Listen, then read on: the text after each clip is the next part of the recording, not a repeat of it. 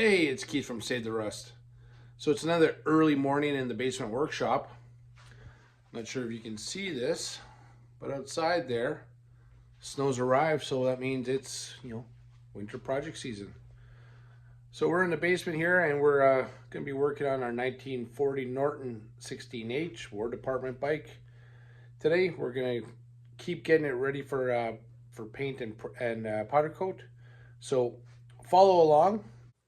So one of the things I wanted to show you with my channel was what it takes to restore old motorcycles, what it takes to keep them running, ride them, and then educate you a bit on some of the unique parts and unique history of all these antique bikes. I'm no expert, but I've learned quite a bit over the years. But one of the things I wanted to show you this morning was I was looking at this brake drum, and this is for the Norton 16H, so War Department bike, 1940. And what you're going to notice is the sprocket is integral. It's part of the brake drum. So what happens is when the sprocket wears out, the brake drum is probably still good, but you got to toss it and buy a new one. Here's a Harley one. Here's the brake drum, and here's the sprocket, and you're going to notice that it's separate. And what you do is you buy a new sprocket, and it's got a dust ring, and then you simply rivet it back on.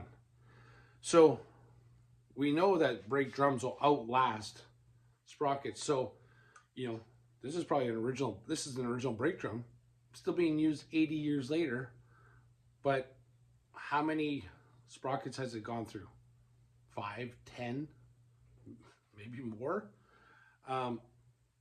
So I just thought I'd show you that. I thought it was very interesting on the different ways manufacturers back in the day produce things. So thought you'd find that interesting. So here we are looking at the seat.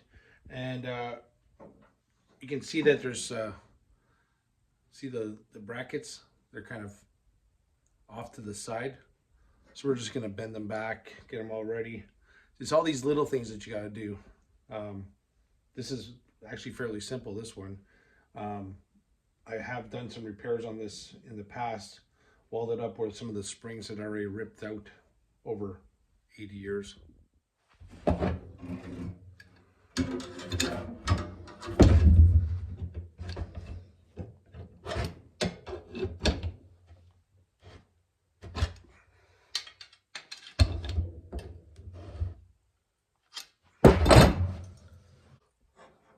So that's a lot better, and it's not hitting back here on the frame.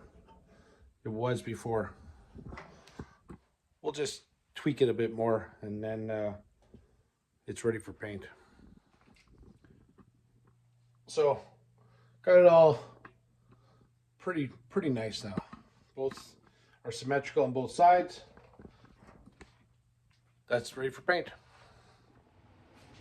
So just looking at the seat, I just want to make sure I kind of mentioned it. Missing 3 springs.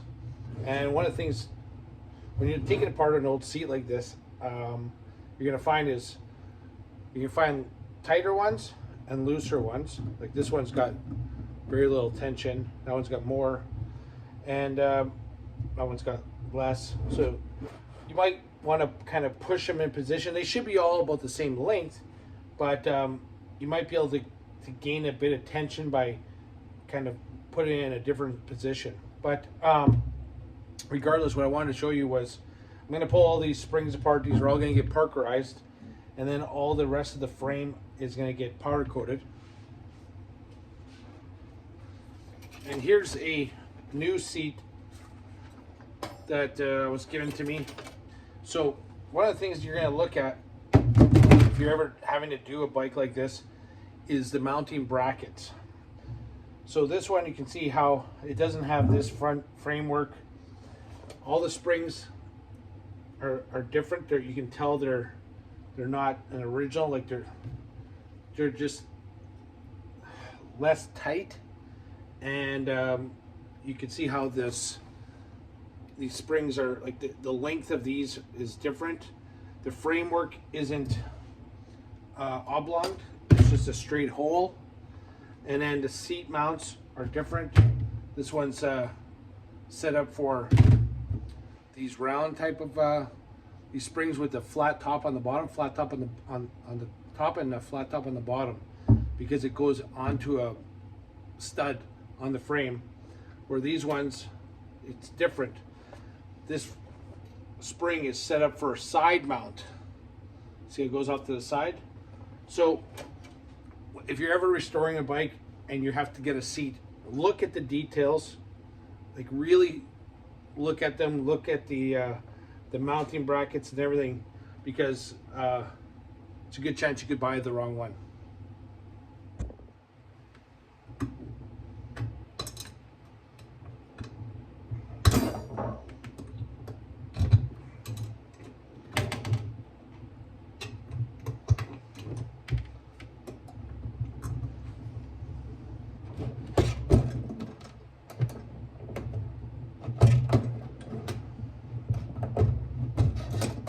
So I'm pushing down to get these out.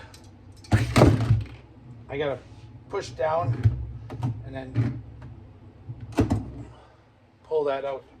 So the front's easier to come out.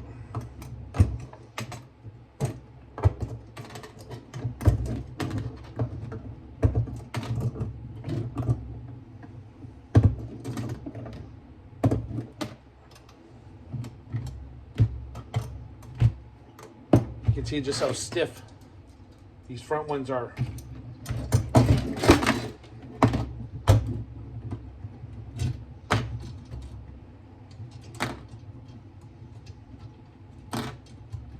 So I should have a couple of extra springs somewhere on one of my seats.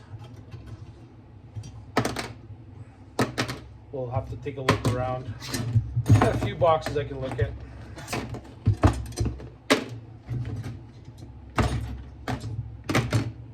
And there's the framework, that piece. So this will all get sent off for powder coat, and we'll parkerize all the springs that go underneath here. One of the things too I want to show you is just look how these springs over time have, you know, been bent over. They've been in a position for a long time, so they should be, you know, top and bottom should be square, but you can see it's really at like a 45 or 30 degree. This one's a little bit better, but was welded. So another thing we're gonna have to look for, see if we can find some better examples of these springs. But if not, I'm sure someone sells them, so no big deal.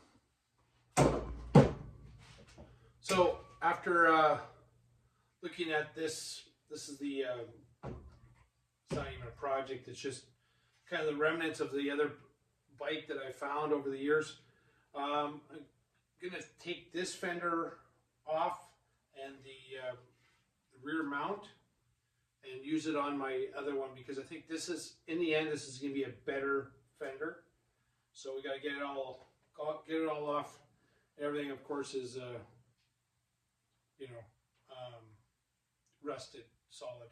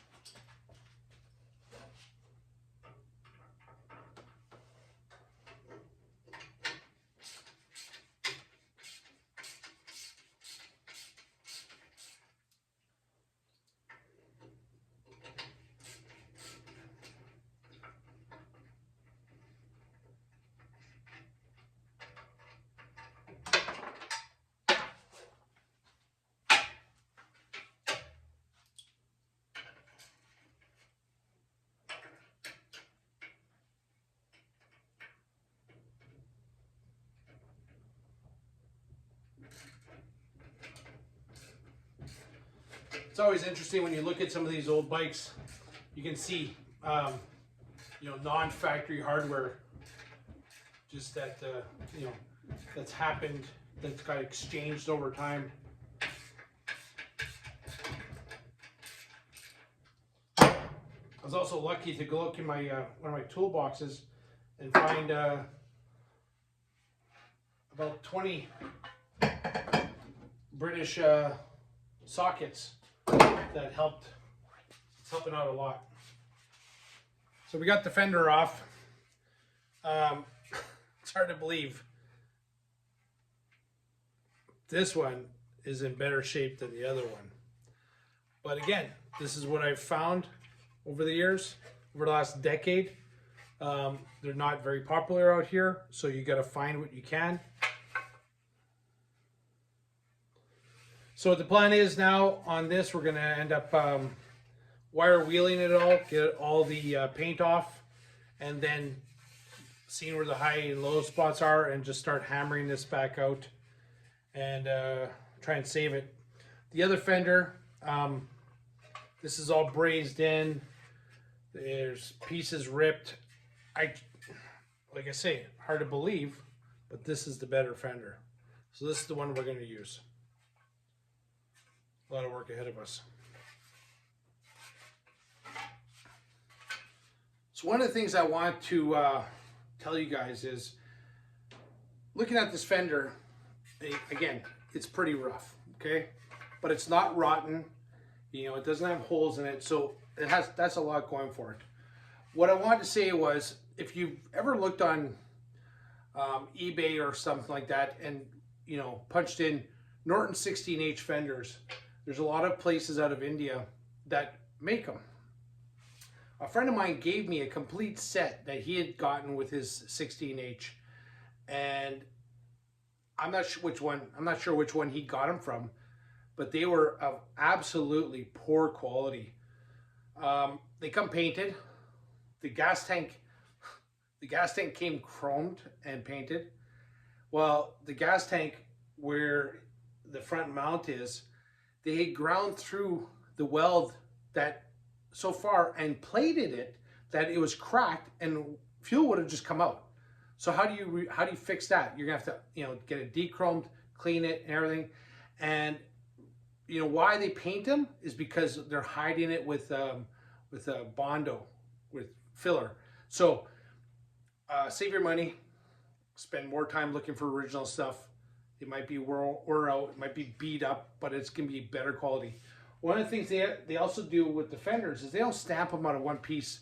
What they'll do is they'll put it, make it like 2-3 pieces, weld it, and then just fill it with Bondo. And it feels like it's got weight because it's all full of Bondo. One of the other things I want to point out is, even though this is all bent and you know, like there's bends in it and stuff, I'm gonna have to fix that. You know, the ones from India, like this has got weight. Like when you grab this, it's not heavy. This piece isn't heavy, but you can feel the quality. And if you look how thick it is and stuff, I mean, it's got some. It's not going to fall apart. The stuff from India is probably a third of the thickness in material, and you can't see that when you buy it. It's only when you get it. Because again, I got these pieces, he gave them to me. He's like, I'm never going to use it. Maybe you can put it on a shelf or something. But they were just such poor quality that if I wanted to, like on the brackets and all this, you could just literally you could bend it in half. It was such thin material. It wouldn't, the only thing it would be good for, static display. And even that is not worth it. Yeah, if you just want to make a bike look like something and never ever ride it, because it would break within the first couple 100 miles if it lasted that long. So save your money if you're thinking. And hey, if you're one of these suppliers that makes this stuff, just make a better fender. Use thicker material. You guys are going through the process already. Just do it better. I don't get it. I don't get it. They go through all this process, all this work, all this, all this to give you such an inferior product, when a little bit more work, you can give a better product and people aren't going to be, they're going to be happy. Again, we're trying to get some of these bikes back on the road, but not by using substandard parts. My little rant for today. So what I ended up doing is just completely stripping this bike down, this parts bike. Still got to take off the rear stand, but after looking at both skid plates, this one on this bike looks to be in better shape. It only needs a little bit of straightening, and so I might use that one instead. And then here's the extra motor, or bottom end at least. There's flywheels are in another box, but I got another top end, so I might make a display motor out of it, put it on around just like the rest. But what I wanted to show you was why I didn't use this frame. So first off, this was the first frame I found it was in south of Winnipeg, so about a half an hour away. The story goes that it was kind of found in the bush, been sitting there for 20, 30 years, and at that time the motor was already out. There was no transmission, no wheels. It was just a very rough frame, and when you put the motor in, the back section was all bent over, and you can still see like it's not perfect at all. So then when I started straightening it, I actually broke the frame here. You can see where it would go in here, and it's all brazed. So that, even though this one has this is the mount that I have to recreate on the other bike, and I don't remember what serial numbers this was and what year this frame is, but that's the reason I didn't use this one. It's just that the other one, even though it was bent, I did straighten it. It was in a lot better shape. Again, I started with a motor and found what I could, and there's so few of these around, you kind of have to grab what you can and make do.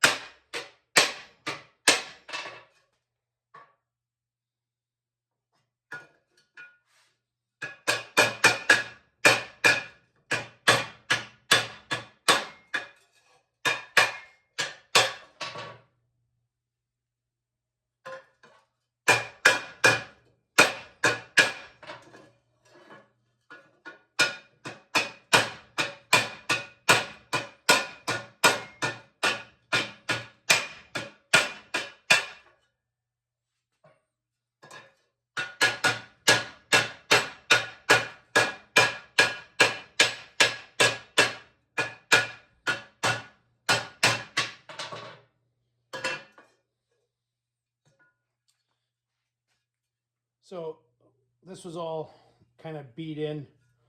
Nothing crazy, but just enough. And then we got one large bump right here. A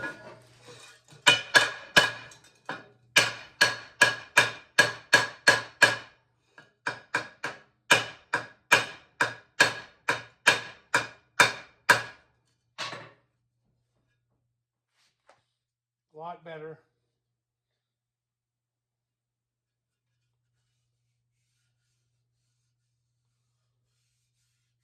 Once we start sanding it, it'll show up what else is, highs and lows. But this is pretty good. So in the last video, I showed you how the skid plate, right here has a high and low spot, and how it's touching the front.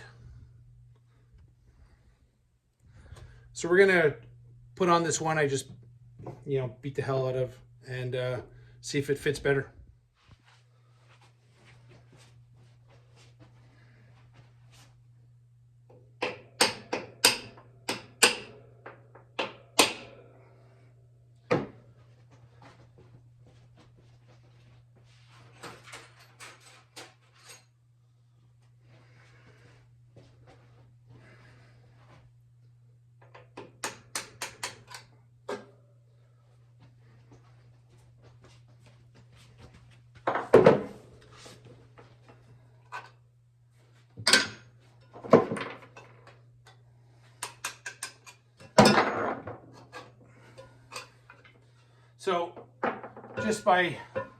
just on that last bolt, it didn't actually go through the skid plate because it's all bent so bad.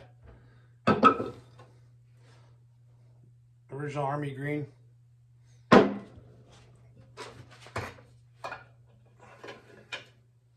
So just by putting it on, you can just feel there's like no tension. Nothing's really tight. Bolts go in nice. And we got great gap here. You know, there's a 1/8 to 1/4 of gap. So, how much exactly it's supposed to have? Probably something like that. So that's great. So the skid plate is now ready for, you know, a little bit, some cleaning, and then we'll kind of pound out the last little bit of dents. But it's, you can just see how the bolts went in and out so nice. So everything's squared. And I'm happy, super happy. So the next order of business is getting the panniers fitted. So right now you can see how it doesn't fit. It's not square. This mount has to come up higher. And when you look at where that is supposed to be, this should be in that position. So we're off by a good 1/2 inch, 3/4. So what I'm going to do is I'm going to take and kind of raise this up. The other side looks a lot better. I haven't fit the other one yet, but when you look in this plane, these are both very close and similar. When you, as opposed to when you look at this plane between these two, what you're going to see is this one comes out further, this one drops. So nothing crazy. Just we're going to bend them back up and just make sure that the panniers fit nice before taking them off.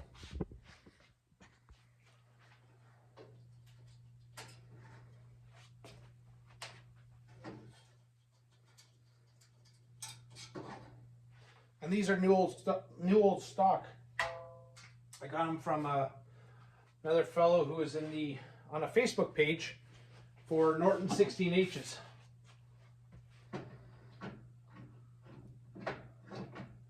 Just gonna use a big wrench.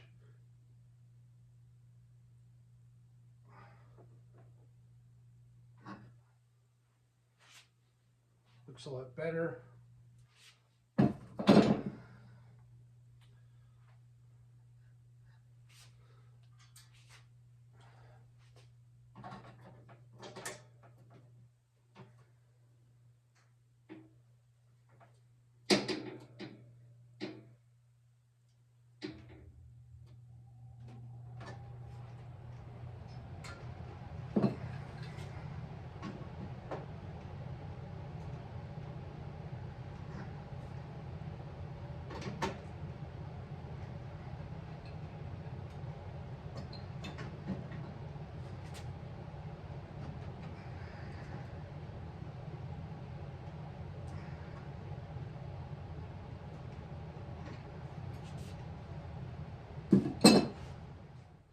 So a little change of plans. We're going to start off looking at this again. We're going to take all this off and we're going to square it up on a flat surface and just start tweaking it to get it right. And then we're going to work from the front to the back, tighten it down, and then fit it to the fender first before trying to get it to the panniers. I just keep going back and forth. These are not in line with this, and then the angle of the bracket on the panniers, which is new old stock, isn't working out with the angle of this piece. So to me, this is a little bit more bent than right here, a little bit more bent than I thought. And I think the whole rear rack system needs to be really looked at closer. Like, I mean, I did straighten it out a lot when I first got it, but you know, again, I'm trying to fine tune it. So I think we're going to just have to start right from scratch again and just make sure everything else is square first before we try and get the panniers on. So it's just part of the process. So I'm going to end up stripping all this, stripping the fender, and then we'll start all over. So that's going to conclude today's episode. Hope you enjoyed that. Hope you learned something. Hope you see some of the what it takes to get these bikes back on the road. Bikes looking less and less like a motorcycle, but we're one step closer to getting this ready for powder coat and paint. Thanks for following. Thanks for subscribing. Thanks for your comments. Hey, this is Keith from Save the Rust. This is who we are. This is what we do. We take on projects like 80-year-old Nortons from World War II that I put together over 10 years, and we're going to try and get on the road. That's what we do. Have a great day.